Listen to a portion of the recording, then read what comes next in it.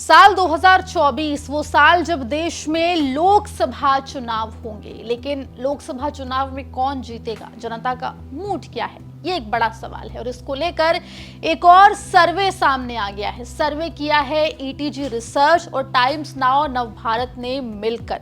और सर्वे में सवाल ये था कि अगर इस वक्त, जी हाँ, यानी कि इस महीने, इस तारीख को 2023 में अगर देश में लोकसभा चुनाव होते हैं तो मध्य प्रदेश की जनता आखिर किसे चुनेगी।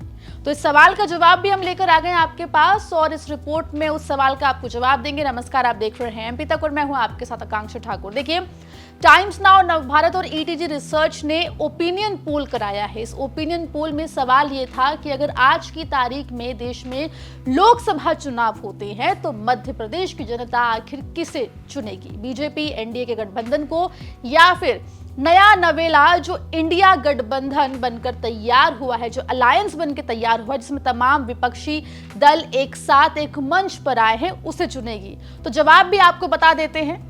तो आज अगर लोकसभा चुनाव हुए तो मध्य प्रदेश में वोट शेयर कितना होगा, तो आपको बता दें कि एनडीए यानी कि बीजेपी और उसके गठबंधन को 52.90% वोट मिलेंगे। वहीं अगर इंडिया अलायंस की बात करें, इंडिया अलायंस जो कि नया नवेला अलायंस बना है, जिसमें कांग्रेस से लेकर समाजवादी पार्टी, आम आदमी पार्टी और उसके साथ साथ टीएमसी और दूसरे जो राजनीतिक दल हैं वो एक मंच पर आए हैं, तो इंडिया का जो वोट शेयर होगा वो 39.90% होगा।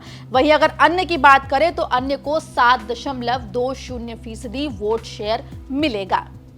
वहीं अब बात करते हैं लोकसभा की सीटों की। तो अगर आज की तारीख में लोकसभा चुनाव हुए तो मध्य प्रदेश में अगर हम सीटों के आंकड़ों की बात करें तो एनडीए यानी कि बीजेपी के गठबंधन को 24 से 26 सीटें मिल सकती है, जबकि इंडिया अलायंस जो है उसको 3 से 5 सीटें मिलेगी, जबकि अन्य को, अदर्स को 0 सीट यानी कि कोई सीट ना मिलना इस पोल में बताया गया है। तो देखिए, इस ओपिनियन पोल के हिसाब से अगर आज की तारीख में देश में लोकसभा के चुनाव हुए तो मध्य प्रदेश की जनता बीजेपी को चुनेगी। वहीं इस ओपिनियन पोल में बताया गया है कि देश में भी बीजेपी की एनडीए की सरकार बनती इस ओपिनियन पोल के तहत दिखाई दे रही है।